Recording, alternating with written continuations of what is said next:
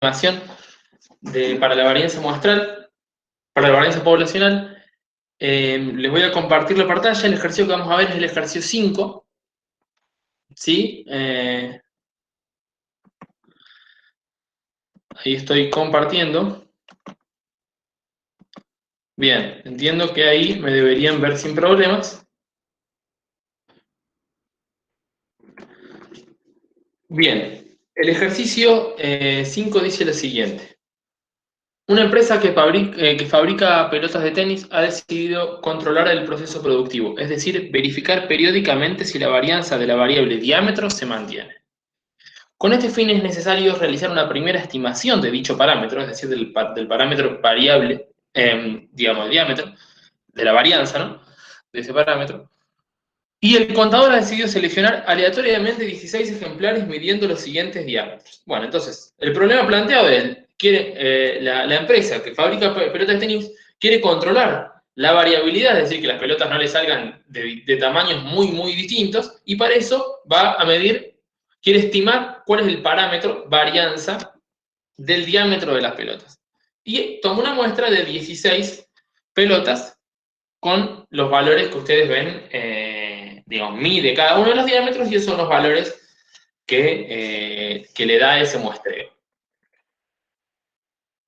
El primer punto nos pregunta, dice, determinar el valor de la varianza muestral. ¿Es el valor real de la varianza de la variable diámetro? ¿Cómo se denomina este valor? Bien. Y el segundo punto nos pide determinar un intervalo de estimación con un nivel de confianza del 95% y escribir la conclusión correspondiente. Para empezar, el primer punto lo vamos a ver bastante rápido porque es lo que ya vimos en la clase pasada, que es, si recuerdan y si se dan cuenta, lo que nos está pidiendo en el inciso A no es nada más que una estimación puntual del parámetro varianza poblacional que nosotros lo vamos a estimar a través de la varianza muestral. Bien, entonces es una estimación puntual de ese parámetro que, si ustedes recuerdan, su fórmula de cálculo es la siguiente, ¿no? Para calcular la varianza muestral tenemos que medir los desvíos respecto a la media muestral, elevarlos al cuadrado y a eso dividirlo por n-1. Entonces hacemos ese sumatorio y lo dividimos por n-1. Por supuesto, para hacer el sumatorio, primero hay que calcular la media muestral, ¿bien? Que es el estimador de la media poblacional. En esta tabla, es una tabla muy similar a la que tenían en los ejercicios que vimos la clase pasada. Cada uno de los valores que asume la variable en la muestra seleccionada, los desvíos, aquí está el sumatorio, el cálculo de la media, los desvíos respecto a la media. Bien, esto lo voy a pasar bien rápido porque ya lo vimos en la clase pasada, no tiene mucho sentido que volvamos a repetirlo, y además, como les decía, en la clase pasada, en general, ustedes en los ejercicios ya van a tener estos sumatorios como dato para no tener que hacer todo ese cálculo de nuevo. Bien, entonces, con esos datos calculamos la media de la muestra, que nos da 63,5 milímetros, y calculamos la varianza muestral. Bien, así, el sumatorio que está en el numerador es el que tienen aquí como datos, 0,48. n-1, n es una muestra de tamaño 16, ¿sí? Entonces n-1 es 15, bueno, y la varianza muestral, entonces, les da 0,032 milímetros cuadrados. Para interpretar esto no es el valor real de la varianza poblacional, ¿no? Justamente es una estimación. Entonces, decimos que el valor del estimador, entonces, el valor del parámetro puede ser algo mayor, o, digamos, puede estar cerca, ¿no? Puede estar cerca, puede ser algo mayor, algo menor al verdadero valor del parámetro, ese estimador, pero no lo sabemos a ciencia cierta. Bien, para poder generar, vamos a decir, una predicción un poquito más grande sobre los valores que podría llegar a asumir ese parámetro, vamos a construir, en base al estimador que acabamos de calcular, un intervalo de confianza, que es lo que nos propone el segundo inciso de este ejercicio: construir un intervalo de confianza para un nivel de confianza del 95%. Si recuerdan, digamos, el procedimiento para la construcción de un intervalo de confianza es siempre el mismo, más allá del parámetro para el cual estemos queriendo construir un intervalo. El procedimiento es siempre similar. Lo primero que tenemos que identificar es el estadístico que vamos a usar para construir el intervalo. En este caso, el estadístico, recuerden que un estadístico siempre es una función de un estimador y de un parámetro. En este caso, el estimador, que es la varianza muestral, y el parámetro, la varianza poblacional. Entonces, el estadístico K va a ser una función de la varianza muestral y de la varianza poblacional, y va a estar dado por la siguiente expresión. N-1 por la varianza muestral y en el denominador la varianza sobre la varianza poblacional, ¿no? Y ese estadístico K, recuerden, como el estadístico es función del estimador, va a ser una variable aleatoria. ¿Bien? Y vamos a decir que esta variable se distribuye de acuerdo con el modelo chi cuadrado con n-1 grados de libertad. O dicho de otra forma, esta expresión ¿sí? Nos permite calcular un valor posible de la variable chi cuadrado, de una variable que se distribuye chi cuadrado con n-1 grados de libertad. Bien, ese es lo primero que tenemos que identificar. ¿Cuál es el estadístico y de qué manera se distribuye? Eso, repito, es el mismo procedimiento que ya vimos para el intervalo de confianza de la media poblacional que hicimos la semana pasada, solo que el estadístico tenía otra expresión y se distribuía de otra forma, pero el razonamiento es el mismo. Lo que también compartimos en términos del razonamiento es esta expresión, es decir, que la probabilidad de que el estadístico esté dentro de esos dos límites va a ser igual a 1 menos alfa, que es nuestro nivel de confianza. ¿Bien? Acá está. Esto es rápido, un breve repasito teórico de cómo se construye el intervalo de confianza para la varianza poblacional. ¿Bien? Esto va a estar cargado, así que no se hagan problemas, no tiene mucho sentido que lo veamos ahora, pero sí entender esto, entonces, que dentro de los dos límites del intervalo K1 y K2, que son los que medimos acá, ¿sí? Se condensa digamos, 1 menos alfa, que es el nivel de confianza, dejando, esto es lo mismo que veíamos en la clase pasada, así que no debería ofrecerles muchas dificultades, dejando hacia la izquierda y hacia la derecha, distribuyendo ese alfa restante, ¿sí? Que es el riesgo, hacia la derecha y hacia la izquierda del intervalo. La diferencia con respecto a lo que veíamos en la clase pasada, que en la clase pasada trabajamos con dos distribuciones, la t-student y la normal, que eran distribuciones simétricas, ¿no? Entonces, los valores absolutos de estos dos, calculamos solamente un valor de K, que era, digamos, un valor de K, y el valor ese era el valor absoluto, y los signos cambiaban de acuerdo a si estábamos hablando del límite inferior o el límite superior. Bueno, aquí, como la distribución chi cuadrado no es una distribución simétrica, vamos a calcular dos valores para K sub 1 y K sub 2, y dos valores para los límites del intervalo del estadístico. El K1 va a estar dado por el chi cuadrado, fíjense, para n-1 grado de libertad, que acumula alfa sobre 2, y el K2 va a estar dado por el chi cuadrado, para n-1 grado de libertad, que acumula 1 menos alfa sobre 2, ¿no? Que a su izquierda tiene 1 menos alfa sobre 2, porque a la derecha queda esa otra porción, alfa sobre 2. Entonces, evidentemente, lo que acumula hasta este límite es 1 menos alfa sobre 2. Bien, eso para que entiendan, o para que sepan cuáles van a ser los K1 y K2 que ya van a ver para qué los vamos a usar. Bien, entonces, a partir de esta expresión y haciendo una serie de operaciones matemáticas que no tiene mucho sentido que las desarrollemos ahora, pero que ustedes lo tienen que tener en la parte teórica, llegamos a la siguiente expresión para el intervalo, ¿sí? Estos, entonces, van a ser los dos, digamos, van a ser los dos límites para el intervalo que vamos a construir para nuestro parámetro sigma cuadrado, para nuestro parámetro varianza poblacional. Bien, el límite izquierdo, fíjense, este que está acá, vamos a decir que la probabilidad de que el parámetro esté entre esos límites va a ser igual a nuestro nivel de confianza, 1 menos alfa. El límite izquierdo va a estar dado por esta expresión, n-1 por la varianza muestral sobre K sub 2, es decir, volviendo a lo que acabamos de determinar, sobre un chi cuadrado que acumula 1 menos alfa sobre 2 de probabilidad, y el límite superior, lo mismo en el numerador, n menos 1 por la varianza muestral sobre el chi cuadrado que acumula ahora alfa sobre 2, ¿sí? Que es nuestro caso 1.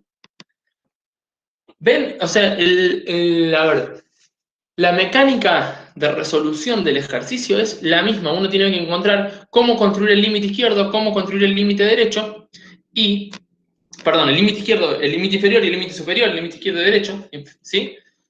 Y una vez que encuentra cómo construir los límites de ese intervalo, directamente va a calcular esos límites a partir de la información que obtuvimos en la muestra.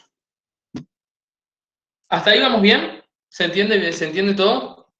¿O fuimos? Profe, Sí. a mí no me quedó claro cómo me doy cuenta que utilizo chi cuadrado.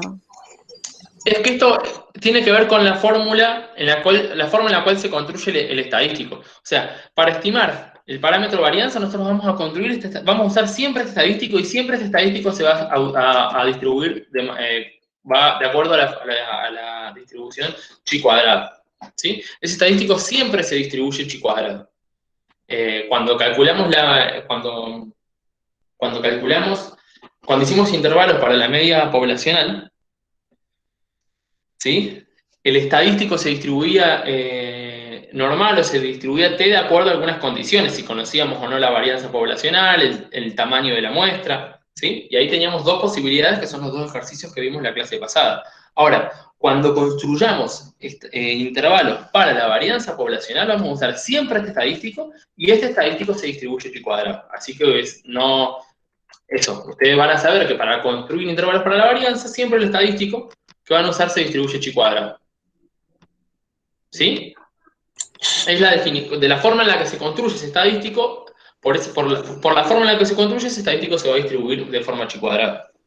Bien, profe, gracias. De nada. Profe, Sí. lo que vimos en la clase pasada de varianza poblacional desconocida y población madre menor a 30, que se usaba t-student, eso es para sacar la varianza, esto es para un intervalo.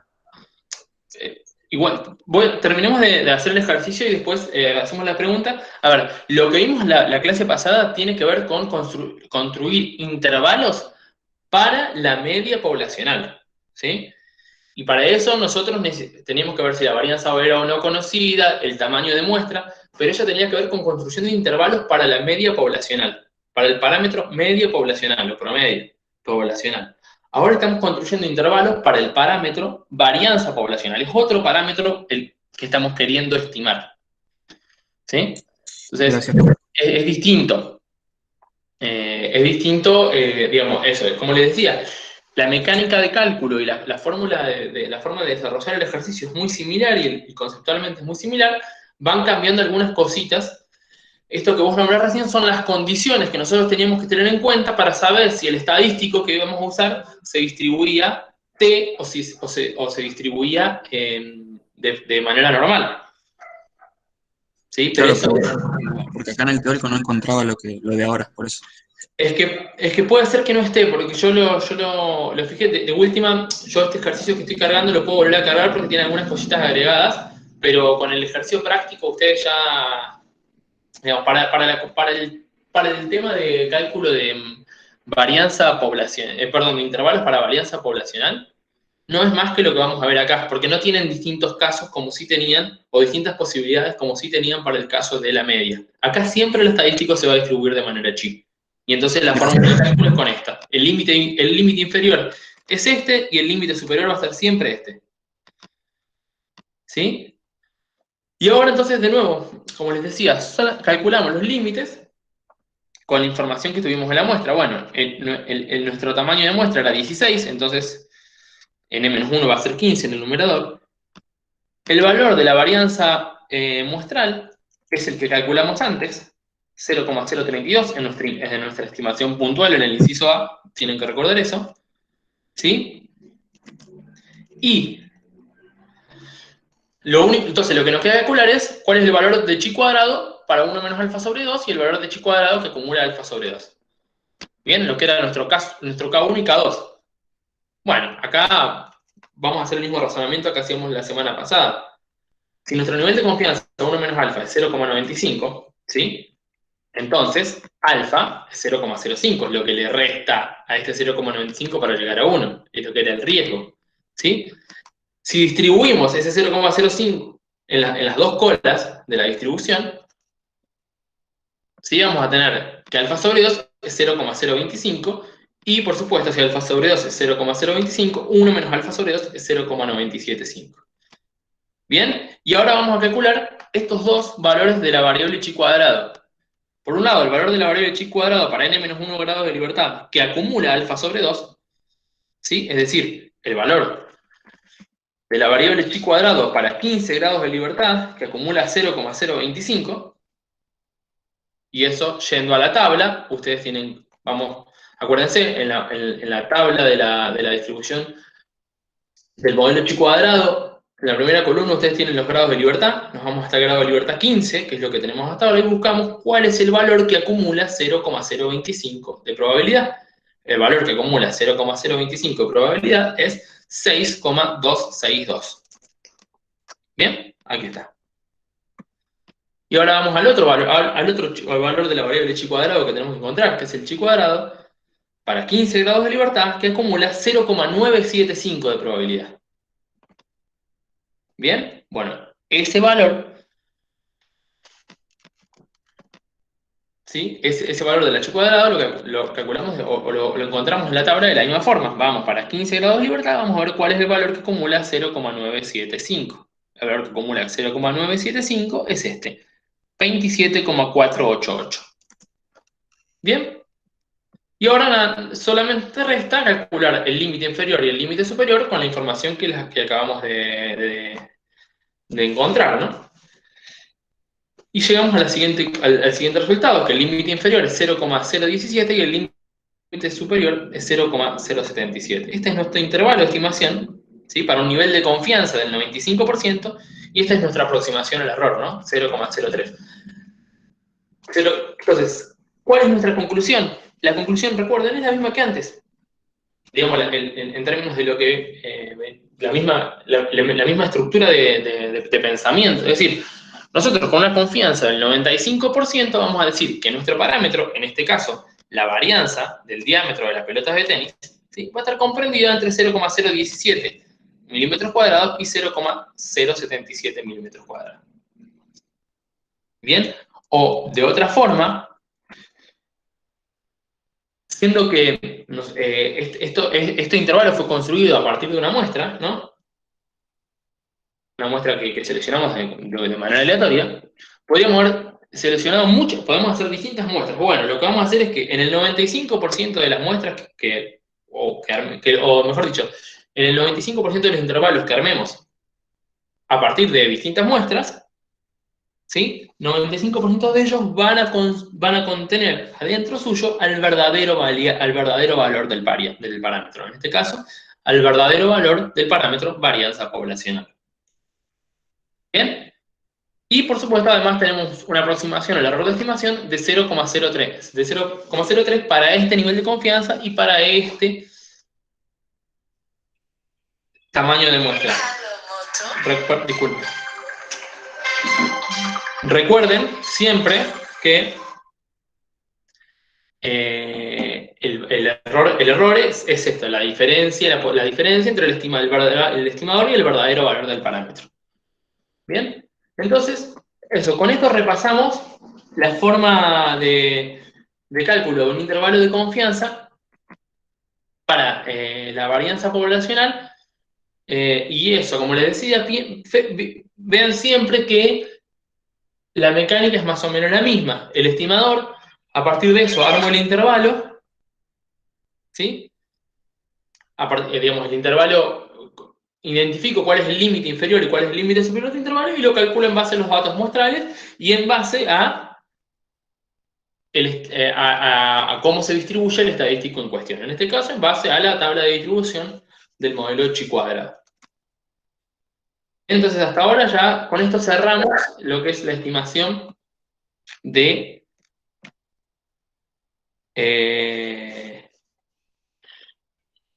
del valor, digamos, con esto cerramos lo que es la estimación por intervalos de la varianza poblacional. Les repito de nuevo, de acuerdo a cómo se construye este estadístico en particular, ¿sí? Por eso ahí Roberto le pone por sus componentes. Los componentes, ¿cómo está armado el estadístico? N-1 por S cuadrado sobre sigma cuadrado, bueno, eso tiene una distribución, una demostración de por qué ese estadístico se distribuye de forma H cuadrado, que no la vamos a ver ahora, digamos. Pero por lo pronto ustedes se tienen que quedar con el cálculo, con la idea de que ese estadístico se distribuye de forma H cuadrado. Bien, y con eso terminamos el ejercicio 5. Ahora Roberto va a pasar a trabajar 2 ejercicios más que siguen con este tema de unidad 2 de estimación de parámetros.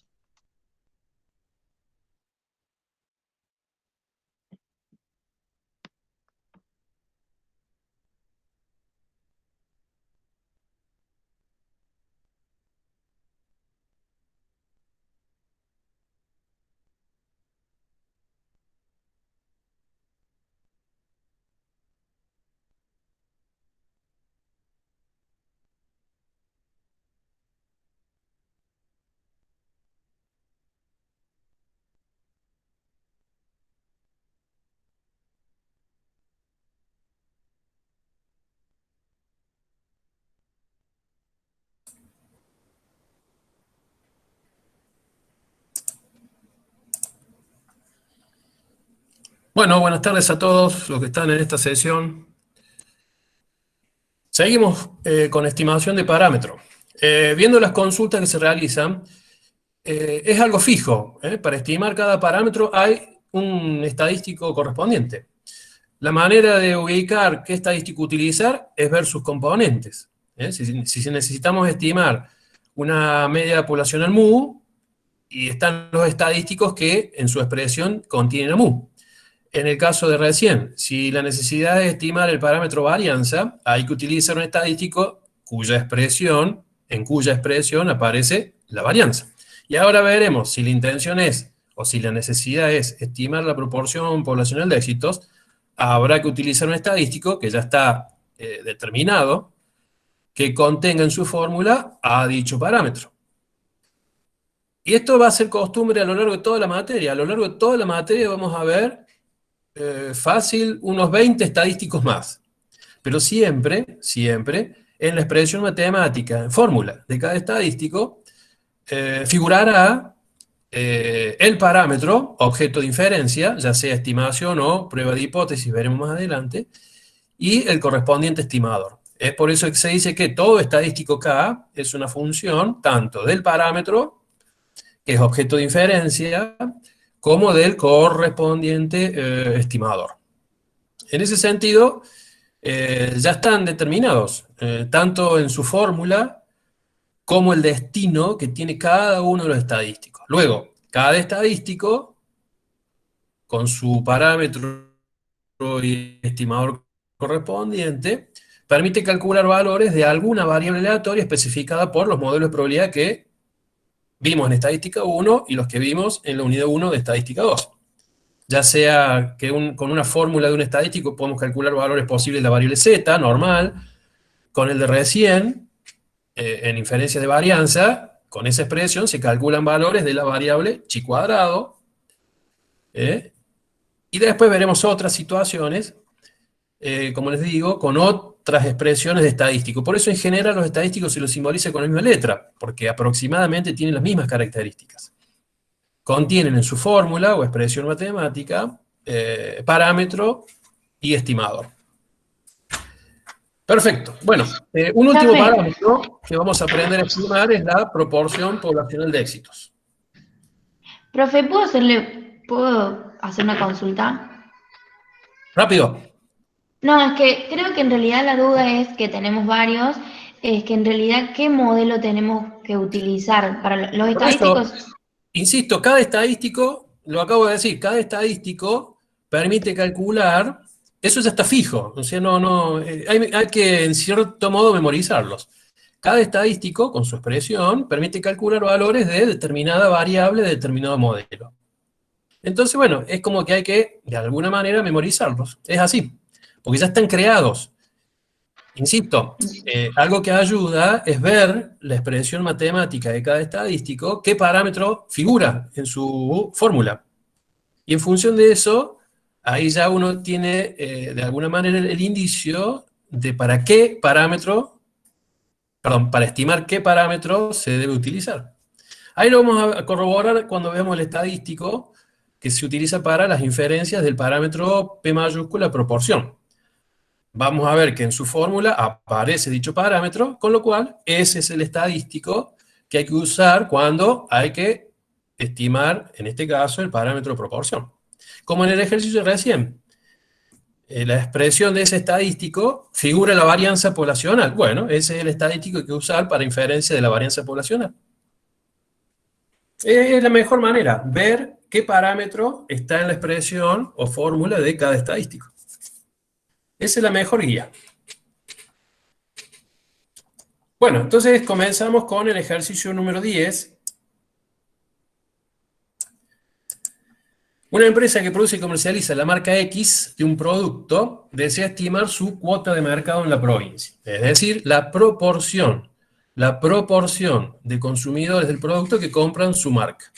Con este fin, el licenciado en administración de la empresa aconseja hacerlo con un riesgo del 1% y un error máximo aceptable de 0,02. Recuerden que cuando se habla de proporción, siempre una proporción es un número entre 0 y 1, porque indica fracción. Pregunta A, o inciso A, ¿cuántos consumidores del producto deben seleccionarse como mínimo en la provincia para disponer de una muestra aleatoria y luego proceder a la estimación de dicho parámetro? B, ¿cuántos consumidores del producto deben seleccionarse como mínimo en la provincia para disponer de una muestra aleatoria, suponiendo que hay 3 marcas más del mismo producto y cuotas de mercado similares en la provincia? En el punto C hay que explicar la razón de la diferencia de los tamaños de muestra calculado en el inciso A y en el inciso B. Siempre vamos a determinar ambos tamaños de muestra con el mismo riesgo y el mismo error máximo aceptable. Y finalmente, indicar cuál de las siguientes es la expresión correcta del riesgo. La finalidad de este ejercicio es calcular el tamaño de muestra mínimo necesario para, una vez que se tome esa muestra, proceder a estimar el parámetro proporción poblacional de éxitos. Bueno, lo que decíamos con respecto al estadístico. Si el objetivo es estimar la proporción de éxitos de una población dicotomizada, recordemos que cuando se habla de población dicotomizada es porque está en juego una variable cualitativa. Siempre bajo alguna cualidad es que se dicotomiza una población. Ahí lo veremos para este ejercicio. Un estadístico que es función del parámetro estimar P mayúscula y del correspondiente estimador indicado con P minúscula tiene la siguiente expresión. Entonces aquí tenemos otro estadístico distinto de lo que vimos recién y de lo que vimos la clase pasada. Este es el que se usa para estimar o hacer inferencias para el parámetro P mayúscula proporción poblacional de éxitos. En general, salvo excepciones, la estructura de un estadístico es bastante parecida. Tenemos estimador menos parámetro dividido la desviación estándar del estimador. Esto es bastante común. En muchas expresiones de estadístico vemos parecida estructura. Pero en definitiva, siempre un estadístico contiene en su fórmula, en su expresión, inicialmente y principalmente al parámetro objeto de inferencia. En este caso, con esta expresión, se calculan valores posibles, esto ya está predeterminado. Por eso es medio que hay que asociar el parámetro que contiene con el valor, o el valor de qué variable, de qué modelo calcula la expresión del estadístico. Aquí, con esta expresión, y siempre con los datos de una muestra, se calcula un valor posible, z minúscula, de la variable estándar z del modelo normal de probabilidad. Lo más importante aquí es que en esta expresión del estadístico figura el tamaño de muestra, entonces hay que proceder a despejarlo. Pero primero hay que hacer algunos pasos previos. Dijimos, con esta expresión se calcula un valor posible de la variable z. Entonces igualamos a dicha expresión a valor de z. Y a partir de ahora comienza el proceso de despejar n. Estimador menos parámetro en el tema estimación, estimador menos parámetro en el tema estimación define al error de estimación, o la diferencia entre estimador y parámetro. Entonces reemplazamos a P minúscula por menos P mayúscula por E, por letra E de error.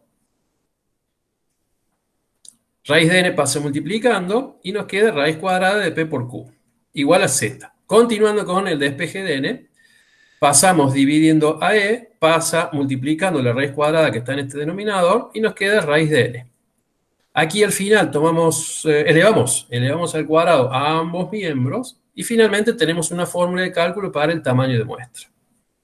Bueno, lo que decíamos, como P minúscula menos P mayúscula, estimador menos parámetro, es la definición del error de estimación, con el fin de determinar el tamaño de muestra, se le asigna el valor del error máximo admisible, que es el que está indicado con la letra E, con este pequeño símbolo arriba. El error máximo admisible, repasemos, lo determina el profesional o investigador. Quien está realizando o calculando el tamaño de muestra mínimo necesario, le determina un valor al denominado error máximo admisible, que de alguna manera refleja hasta qué separación está dispuesto a admitir el profesional en la estimación que está por realizar luego que tome la muestra. Hasta qué separación está dispuesto a admitir respecto de la estimación con el verdadero valor del parámetro.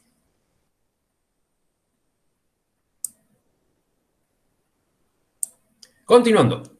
Condiciones para determinar el tamaño de muestra mínimo necesario en la estimación del parámetro P. Proporción de éxitos, que en este ejemplo, lo que se llama éxito, son los consumidores que prefieren la marca X del producto. Es decir, consumidores del producto, de este producto, es la población. ¿Cómo se dicotomiza? Algunos de esos consumidores de este producto prefieren la marca X. Los otros consumidores del mismo producto prefieren las otras marcas existentes, insisto, del mismo producto. Entonces quedó dicotomizada la población. ¿La variable cualitativa qué es? Marca de preferencia del producto. Por lo tanto, para esta empresa, que es la que produce y comercializa la marca X de este producto, le interesa conocer su cuota de mercado. Es decir, cuál es la proporción de consumidores de dicho producto que prefieren su marca llamada X. Para determinar un tamaño de muestra, las condiciones que deben determinarse de antemano eran el error máximo admisible y el riesgo alfa, que es una probabilidad. En este caso, para realizar el tamaño de muestra, o para llegar al tamaño de muestra, la probabilidad alfa, riesgo, ha sido predeterminada en 0,01. Así lo decidió el profesional que está haciendo este trabajo. Luego, en la expresión de cálculo de n, aquí ya está definitivamente despejado n, siguiendo los pasos que hicimos recién, esos pasos matemáticos de hace recién. Aquí está la expresión final para determinar el llamado tamaño de muestra mínimo necesario. En este inciso a P sombrero, o P acento circunflejo, le vamos a asignar el valor 0,5. Recuerden que Q es 1 menos P. Q sería la proporción de fallos o de fracasos en la llamada población dicotómica. Bueno, entonces vamos reemplazando por valores, entre valores predeterminados, como el error máximo admisible. El valor de Z depende del riesgo, de la probabilidad alfa. Q es 1 menos P. Si a P acento circunflejo se le asigna aquí el valor 0,5, entonces 1 menos P acento circunflejo, o Q, es 1 menos 0,5. El error máximo admisible elevado al cuadrado. La cuestión es que resolviendo se llega a un valor, 4144,2. Recordemos que el valor de Z lo buscamos en la tabla. El valor de Z, aquí, para la fórmula de cálculo de tamaño de muestra, lo buscamos en la tabla del modelo normal. Aconsejamos usar la llamada tabla reducida de probabilidades acumuladas. ¿Cómo se buscaba? Lo hicimos también la clase pasada. Si el valor de alfa es 0,01, lo primero que se hace era calcular alfa dividido 2. Alfa dividido 2 aquí, 0,005. Y luego resolvemos 1 menos alfa sobre 2, 0,995.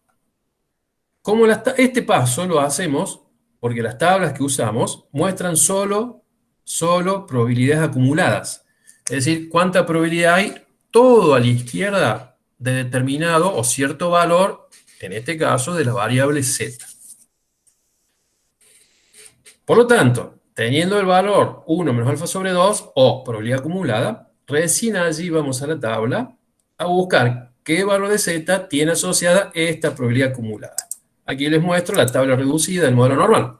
Entonces, probabilidad acumulada, aquí P mayúscula, 0,995, 1 menos alfa sobre 2. Aquí está el valor de la variable z, que a su izquierda tiene o deja esta probabilidad acumulada, es el 2,575. Reitero, este paso hay que hacerlo porque las tablas, de todos los modelos de probabilidad que usaremos, solo muestran probabilidades acumuladas, es decir, cuánta probabilidad hay a la izquierda de determinados valores o ciertos valores de las correspondientes variables. O sea que, en definitiva, aquí estamos diciendo, la probabilidad de que la variable z adopte un valor menor a 2,575 es 0,995. ¿Cómo llegamos al 0,995? Repasemos, se fijó alfa, riesgo, en 0,01. Se divide por 2. 0,01 dividido 2 igual 0,005. Luego se calcula 1 menos alfa sobre 2. 0,995.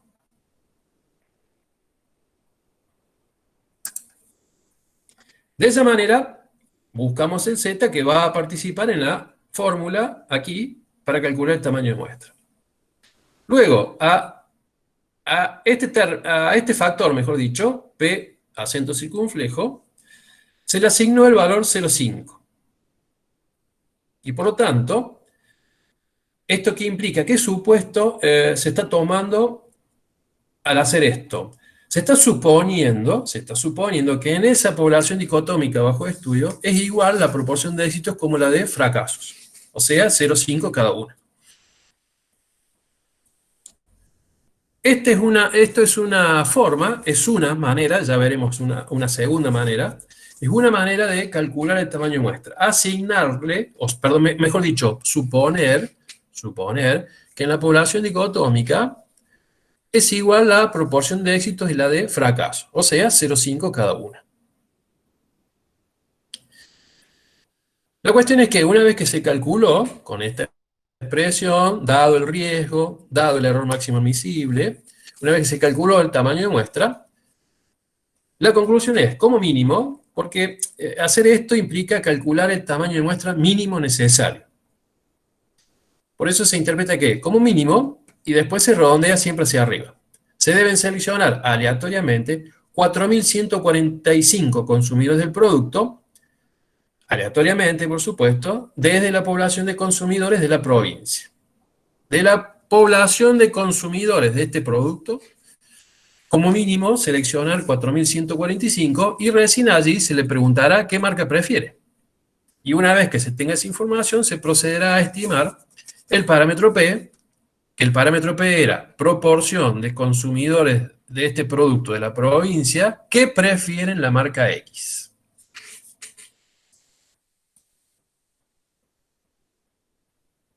En el inciso B también había que calcular el tamaño de muestra, pero veremos que hay otra posibilidad.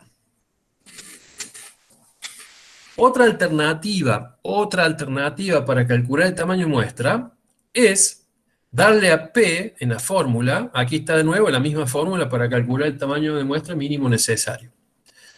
Otra forma es darle a P un valor aproximado, o si se tuviera una estimación previa. Repasemos, en el inciso B del ejercicio, se pedía calcular el tamaño de muestra mínimo necesario para estimar la proporción de consumidores que prefieren la marca X.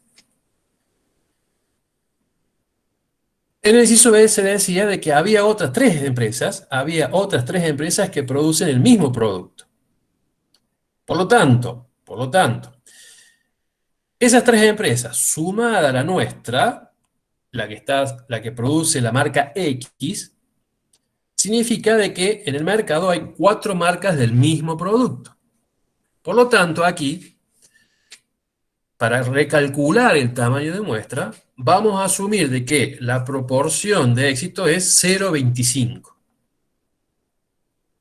Si hay 4 marcas, entonces, aproximadamente con este dato, que en el inciso A no estaba este dato, entonces, a la hora de calcular el tamaño de muestra, aquí se le da a P una aproximación a la posible proporción de éxito, se le da el valor 0,25. Si hubiera habido, por ejemplo, si hubiéramos tenido que hay 5 empresas que producen el mismo producto, entonces a P le hubiéramos dado el valor 0,20. Si existieran 10 empresas que elaboran el mismo producto, tendríamos 10 marcas. Entonces a P le hubiéramos dado el valor 0,1. De allí viene que vamos a recalcular el tamaño de muestra asumiendo de que un posible valor de la proporción de éxito sea 0,25 aquí.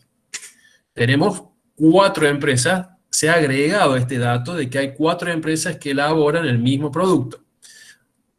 Dicho de otro modo, en este caso estamos suponiendo que hay 4 marcas del mismo producto. Pero nuestra empresa, la que produce el bien X, sigue pretendiendo estimar de mejor manera, desde luego, cuál es su cuota de mercado, es decir, qué proporción del total de consumidores prefieren su marca. La cuestión es que, bajo los mismos datos, es decir, bajo el mismo error máximo admisible y el mismo riesgo, recalculamos el tamaño de muestra. En este caso nos da 3108,1. De nuevo, aquí ya lo vimos recién, 2,575 es el valor de la variable Z. Lo buscamos en la tabla, de acuerdo a la probabilidad acumulada, 1 menos alfa sobre 2. Y el riesgo es 0,01, 1 menos alfa sobre 2 es 0,995. Y 0,25, de nuevo, reiteramos, es el valor que se le asigna a la proporción de éxitos. Se dispone de una referencia de dicho valor por el motivo que recién mencionamos. Conclusión, con mínimo se deben seleccionar aleatoriamente 3.109 consumidores del producto, de la población de consumidores de la provincia, para disponer de observaciones sobre la marca que prefieren y realizar la estimación del parámetro P mayúscula. Es decir, que una vez que se seleccione esta muestra, a cada consumidor seleccionado se le preguntará cuál es la marca que prefiere. Y en función de eso procederemos a, luego, con esta información, cuando se tenga, se procederá a estimar la proporción de consumidores que prefieren la marca X de la empresa que está haciendo todo este trabajo. Como vemos, hay una diferencia. Hay una diferencia en los dos tamaños de muestra. ¿Y eso a qué obedece? Obedece a que hemos utilizado distinto valor de P acento circunflejo. En la pregunta C del ejercicio, de alguna manera se solicitaba marcar cuál es la diferencia. ¿Por qué llegamos a tamaños de muestras diferentes? A pesar de haber calculado ambos tamaños de muestra con el mismo error máximo admisible y el mismo riesgo. Cuando se utiliza P, cuando se utiliza la aproximación a la proporción de éxitos en 0,5 en la determinación del tamaño de muestra, es porque no se dispone de una estimación de dicho parámetro. Y se dice que al hacer esto, se calcula el tamaño de muestra conservador. Esto es así porque con la misma fórmula y con los mismos valores de error máximo admisible y alfa, usando P y Q iguales a 0,5 en la fórmula, se calcula el tamaño de muestra más elevado.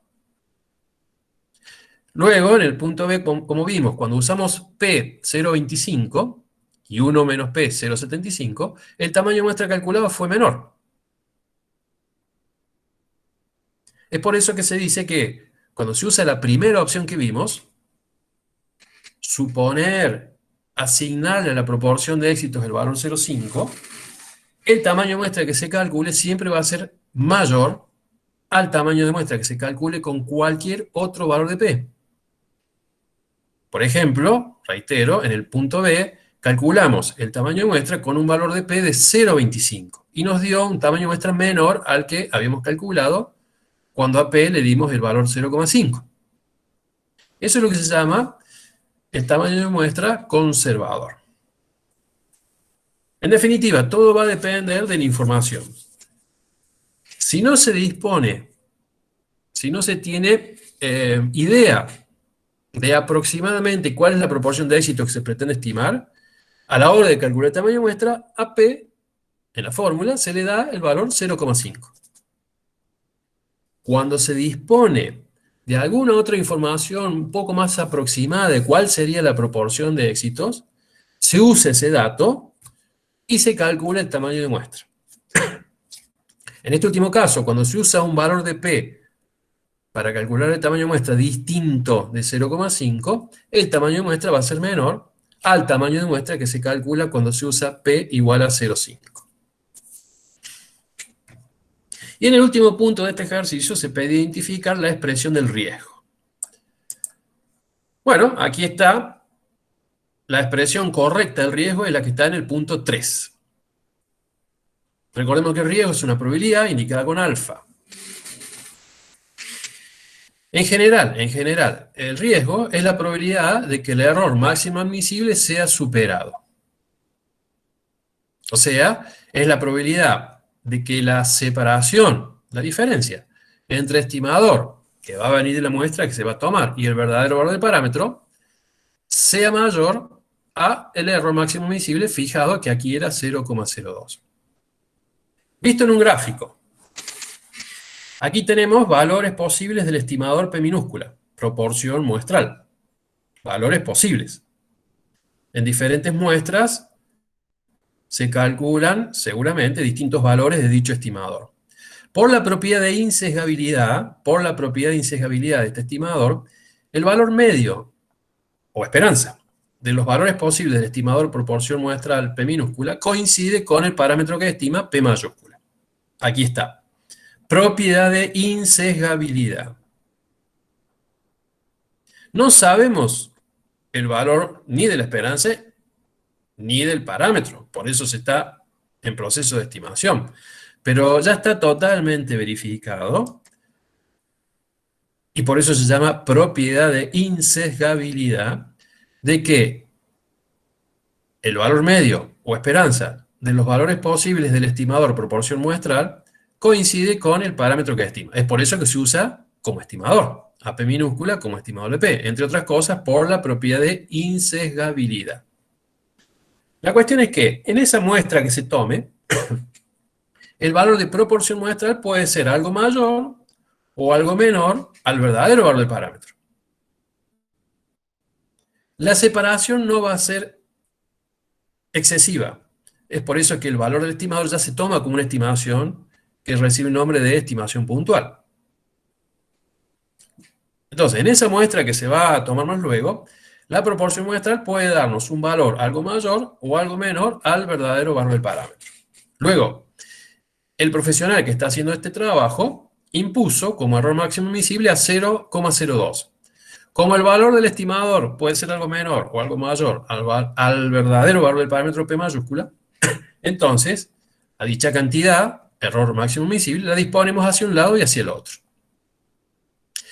Entonces, al fijar este valor, 0,02, el profesional, de algún modo, está diciendo, pretendo que el valor del estimador que voy a calcular en la muestra se separe del verdadero valor del parámetro, pero en no más de la cantidad 0,02. Fíjense que todo valor del estimador aquí y aquí se separa del verdadero valor del parámetro, pero en no más de 0,02. Eso es un poco lo que refleja el error máximo admisible. Muestra algo que el profesional investigador pretende. Dice, estoy dispuesto a admitir una separación entre el estimador que va a venir de la muestra y el verdadero valor del parámetro en hasta 0,02. Pero ¿hay seguridad absoluta de que el valor del estimador ¿Se va a separar, pero en no más de 0,02 del verdadero valor del parámetro? No, nunca hay certeza absoluta. Hay un riesgo que se mide con la probabilidad alfa. Es decir, hay cierta probabilidad alfa de que el valor del estimador que va a venir de esa muestra que se va a tomar se separe del verdadero valor del parámetro en una cantidad superior al error máximo admisible. Entonces, fíjense, los valores de P minúscula estimador aquí y los valores del estimador P minúscula que están aquí se separan del verdadero valor del parámetro en una cantidad mayor a 0,02. Y como vemos, hay una probabilidad de que ello ocurra. Hay cierta probabilidad, 0,01, de que el valor del estimador que calculemos en esa muestra, que se está por tomar, se separe, se diferencie del verdadero valor del parámetro en una cantidad superior a 0,02, que es el error máximo admisible. Entonces, fíjense que aquí a la probabilidad alfa, riesgo, se la divide en 2. Por eso aquí, en este extremo nos queda alfa sobre 2, y en este otro también alfa sobre 2. Esto es bastante común en estimación, que a la probabilidad alfa se la divida en 2. Esta es un poco la interpretación tanto del error máximo admisible como del riesgo, probabilidad alfa, en este caso. Profe, ¿Sí? ¿podría volver a explicar el 0,01? No entendí muy bien. Lo fijas vos. Lo podés fijar en valores bajos, ¿no? Está claro, ¿no? Eso se fija. 0,05, 0,01, 0,02, no mayor a 0,10. Eso es lo sugerido, es lo habitual, costumbre. Se predetermina. Aquí en el gráfico dice que hay una probabilidad de que en la muestra, todavía no tomamos la muestra, eso está claro, ¿no? Todavía no se toma la muestra, por eso se habla de probabilidad. Hay cierta probabilidad baja, 0,01, de que el valor del estimador P minúscula que calculemos en esa muestra que se va a tomar, hay una probabilidad de que se separe del verdadero valor del parámetro en una cantidad mayor a 0,02, que está fijado como error máximo admisible. Esa es la interpretación del riesgo probabilidad alfa. Pero de antemano se predetermina. En general se dice que el riesgo, probabilidad alfa, es la probabilidad de que el error máximo admisible sea superado. Eso en términos prácticos significa, hay cierta probabilidad de que el valor del estimador que se calcula en la muestra se separe del verdadero valor del parámetro en una cantidad mayor, superior al error máximo admisible. Esa es la interpretación. Profe, ¿Sí? una consulta. El gráfico de la proporción siempre lo hacemos de esa forma por la propiedad que usted explicó. Siempre normal. Ah, listo. Estadística 1, lo vieron en el último nivel de estadística 1. La proporción muestral como la media muestral son estadísticos, ahora estimadores, que bajo ciertas condiciones se distribuyen de manera normal. Pero la variable es Siempre discreta. normal. Siempre normal. X barra y proporción muestral, al menos aquí en la primera parte de la materia, siempre normal. Siempre se distribuyen normal, porque en diferentes muestras del mismo tamaño pueden adoptar distintos valores. Los estimadores son variables aleatorias. Incluso hay un teorema central del límite que también se ve en estadística 1, que ya dice que bajo ciertas condiciones el estimador X barra y proporción muestral tienen distribución normal. Y si no, en realidad no hace falta dibujar la campana, ya con hacer ese esquema numérico, el eje que vimos recién, así, ya con eso alcanza, porque estamos diciendo que un estimador puede tener en la muestra, cuando se calcula el valor de un estimador en una muestra, este valor puede ser algo mayor o algo menor al verdadero valor del parámetro. Claro, yo me confundí con la variable, porque la variable es discreta, ¿verdad? Número de consumidores. Claro, no. Nada que ver con la proporción. No.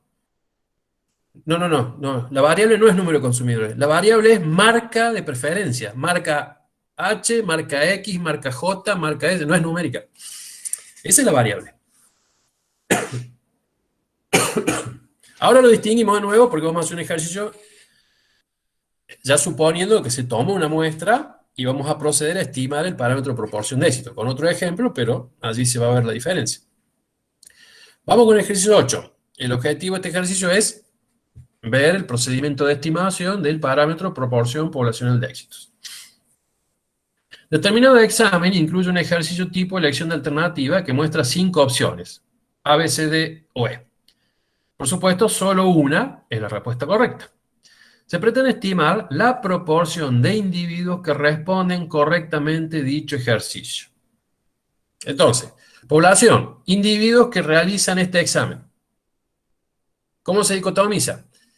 Individuos que responden correctamente a este ejercicio, individuos que no responden de la manera correcta a este ejercicio. Ahí está la población dicotómica. Del conjunto de exámenes entregados, con la respuesta, hagamos de cuenta que se acaba de realizar este examen, la respuesta correcta del ejercicio tipo elección de alternativa estaba en la opción B.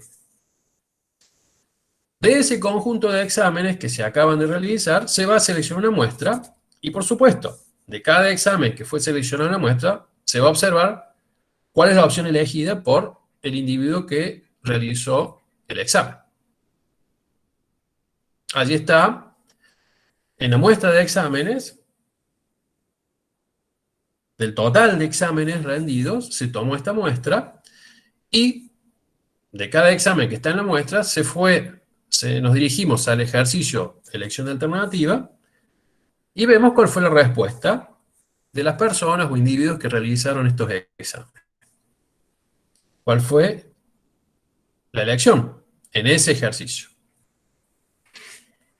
Recordemos que aquí el éxito es haber respondido B en la muestra. Éxitos en la muestra son los exámenes en donde figura la respuesta al ejercicio tipo de elección alternativa, fue elegida la letra B.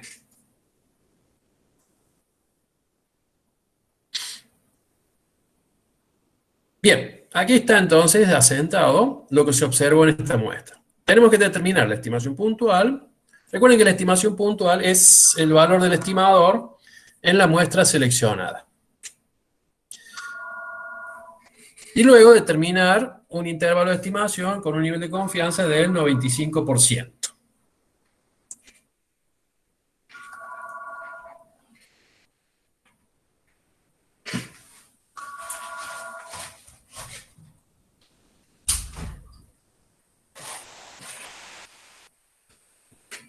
Como dijimos, población dicotomizada, individuos que realizan el examen. Éxitos, individuos que responden de manera correcta al ejercicio de elección alternativa. Fracasos, aquellos que responden de manera incorrecta dicho ejercicio. Parámetro a estimar, P mayúscula, proporción de éxitos. Proporción de individuos que responden de manera correcta al ejercicio. Estimación puntual. Es necesario calcular con los datos de la muestra, esta muestra de exámenes seleccionada de entre todos los rendidos, es necesario determinar la proporción muestral, P minúscula, de respuesta correcta al ejercicio de elección de alternativa. Para esto, vamos a determinar cuántos individuos eligieron la opción B. Eso es X o cantidad de éxitos en la muestra. Y dividir esta cantidad por el tamaño de muestra N. Por lo tanto, se habían seleccionado 76 exámenes rendidos como muestra. En estos 76 exámenes que se revisaron, hubo 35 que respondieron correctamente, es decir, eligieron la opción B, y por lo tanto tenemos una proporción muestral de éxito de 0,46. Esto ya es una estimación del parámetro. Aquí está. Como una vez que se tiene el valor del estimador en una muestra, ya disponemos de una estimación denominada puntual. Se llama estimación puntual porque aquí tengo un valor del estimador de entre varios posibles. Recordemos que un estimador es una variable aleatoria. Entonces, en una muestra obtenemos un valor del estimador que es un punto entre varios. De allí viene el nombre de estimación puntual. La cuestión es que, para el ejercicio, aproximadamente la proporción de individuos que responden correctamente al ejercicio tipo de elección alternativa es 0,46. Recuerden que no es correcto decir la proporción de individuos que responden correctamente el ejercicio es 0,46. ¿Por qué? Porque recordemos que este es un valor del estimador. Repasemos. Este valor del estimador determinado con esta muestra puede ser algo mayor o algo menor al verdadero valor del parámetro. Es decir que la diferencia entre estimador y parámetro es distinta de 0.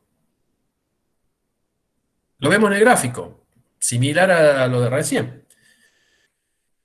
Distribución de valores del estimador P minúscula. Es un estimador, es una variable aleatoria. En diferentes muestras, todo estimador puede adoptar distintos valores. Bueno, este valor que acabamos de calcular, 0,46, puede ser este valor, puede ser algo mayor o algo menor al verdadero valor del parámetro. Recordemos que por la propiedad de insejabilidad de este estimador, el parámetro está siempre aquí en el centro. No sabemos su valor, desde luego, se estaba estimando. Pero el valor del estimador, o estimación puntual, puede ser un valor aquí, o puede ser este valor, o este otro. Siempre el valor del estimador que viene de una muestra puede ser algo mayor o algo menor. Siempre, hay que pensarlo así, va a tener una diferencia que nunca es excesiva, por eso se usa como estimación. Pero el valor estimador o estimación puntual siempre en algo se va a separar del verdadero valor del parámetro. O sea, estamos reconociendo lo que se llama error de estimación. La separación del estimador y verdadero valor del parámetro se llama error de estimación. Esto no se puede calcular. Lo único que podemos decir es que va a ser distinta de 0. Porque siempre va a haber una diferencia, nunca excesiva, reitero, entre el valor del estimador que viene de una muestra y el verdadero valor del parámetro. Por eso se llama estimación puntual, porque el valor del estimador calculado en solo una muestra es un punto, que puede ser este, entre muchos puntos o valores posibles del estimador. De allí viene ese nombre, estimación puntual. Valor del estimador calculado en una muestra. Es un punto entre varios posibles. Además de que dicho valor puede ser algo mayor o algo menor al verdadero valor del parámetro, siempre habrá alguna diferencia entre el valor del estimador y el verdadero valor del parámetro, pero que nunca es excesiva. Dicha diferencia se la llama error de estimación. Para complementar, y siempre es necesario hacerlo, una vez que se tiene estimación puntual, debemos pasar a la estimación por intervalo. Estimación por intervalo que implicaba determinar, calcular el límite inferior y el límite superior de un intervalo que va a estar acompañado con un nivel de confianza de que comprende entre sus límites al verdadero valor del parámetro. Bueno, aquí veremos lo que destacamos siempre. Para construir intervalo de estimación, en este caso del parámetro proporción poblacional de éxito, se debe reconocer previamente el estadístico, simbolizado con K, que es una función del parámetro estimar y del correspondiente estimador P minúscula aquí. También, como todo estadístico de prueba o como todo estadístico por inferencia K, con la expresión de todo estadístico por inferencia, reitero, se calcula un valor de alguna variable con distribución de probabilidad conocida y tabulada. Para este caso, el estadístico K, ya lo habíamos visto en el ejercicio anterior de alguna manera, tiene esta expresión. Aquí figura en esta expresión el parámetro objeto de inferencia. Eso es fundamental. En todos los estadísticos de inferencia acá que veremos en la materia, siempre va a figurar como mínimo el parámetro objeto de inferencia y también a veces el correspondiente estimador. En este caso, la estructura de este estadístico K es estimador menos parámetros. Pero recordemos que por la propiedad de insejabilidad coincide con la esperanza del estimador. Y por lo tanto es variable menos su esperanza dividido la desviación estándar. Variable menos su esperanza dividido la desviación estándar de la variable que en este caso es el estimador. ¿Qué se calcula cuando se tiene esta expresión? Variable menos su esperanza dividido su desviación estándar. Se calcula un valor aquí de la variable z. Valor de la variable z, normal estándar o con distribución normal estándar de probabilidad. Bueno, aquí lo reafirmamos. Con esta expresión se puede calcular un valor posible de la denominada variable normal del modelo estándar, del modelo normal estándar de probabilidad. Este es el estadístico que hay que usar para hacer inferencias, aquí estimación, del parámetro proporción poblacional de éxitos. Para cada parámetro que pretende estimarse hay un estadístico que tiene en su fórmula el parámetro. Eso es lo que ayuda a distinguir cuál es el estadístico a usar en cada estimación. Por supuesto, primero hay que identificar cuál es el parámetro que hay que estimar. Bien, aquí en este caso, en esta igualdad, en esta expresión o igualdad, la única incógnita es el parámetro, porque se desconoce su valor. Entonces, si a partir de esta expresión se despeja el parámetro, esto es la idea de los límites de intervalo. Entonces, si a partir de esta igualdad se despeja el parámetro, porque es la única incógnita, porque se desconoce su valor, insisto, se van a obtener las fórmulas de cálculo de los límites, del límite inferior y del límite superior del intervalo. Y aquí está. Estas expresiones para el límite inferior y el límite superior del intervalo de estimación, reitero, provienen de haber despejado de esta igualdad el parámetro. P mayúscula. Se despeja el parámetro, reitero, porque en esta igualdad es incógnita, por el hecho que se desconoce su valor, su verdadero valor. Entonces, despejando P mayúscula de esta igualdad, se llega a las expresiones de cálculo de tanto el límite inferior como el límite superior. Bien, lo único que tenemos que hacer aquí ahora es ir reemplazando por valores determinados y o conocidos a cada uno de estos componentes. Recordemos que aquí está de nuevo el estimador, ya tenemos un valor, en la muestra que se ha seleccionado ya tenemos un valor del estimador. El valor de Z depende aquí del llamado nivel de confianza. El nivel de confianza para el cual se está construyendo este intervalo era 95%. Si el nivel de confianza es 95%, entonces la probabilidad 1 menos alfa es 0,95. Recordemos que hay que llegar a 1 menos alfa sobre 2, ¿no? Entonces, si 1 menos alfa es 0,95, quiere decir que 1 menos alfa sobre 2 va a ser 0,975. Con esa probabilidad acumulada nos vamos a la tabla del modelo normal y de allí extraemos este valor de Z.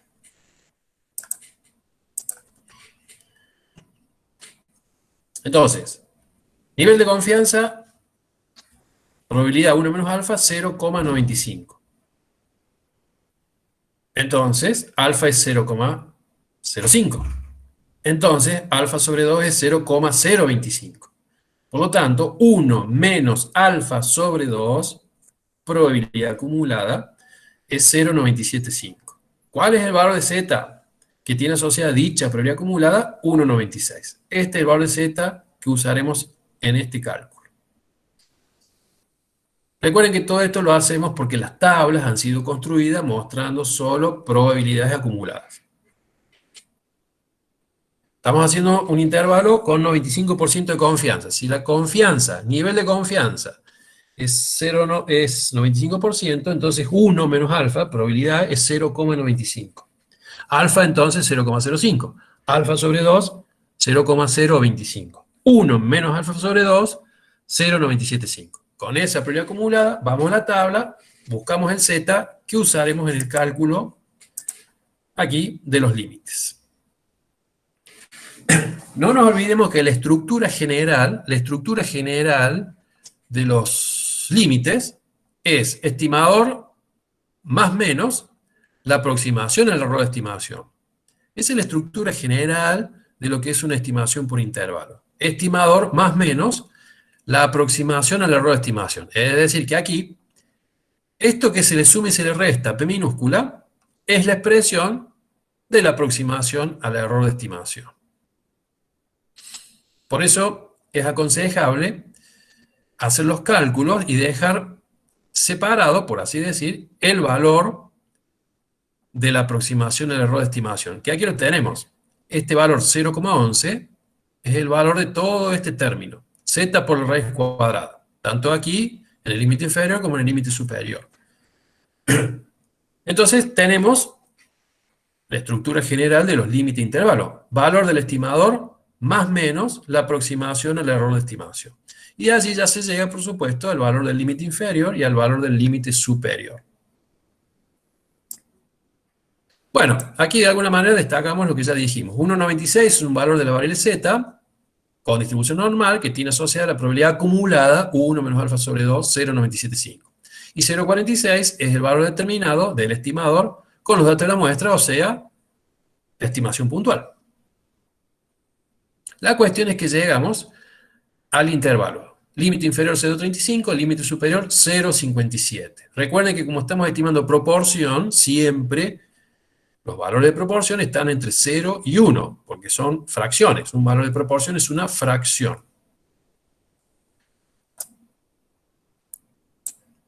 Interpretemos finalmente el intervalo de confianza. Límite inferior 0,35, límite superior 0,55. Se trabajó con un nivel de confianza de 95%, lo había establecido quien hace la estimación.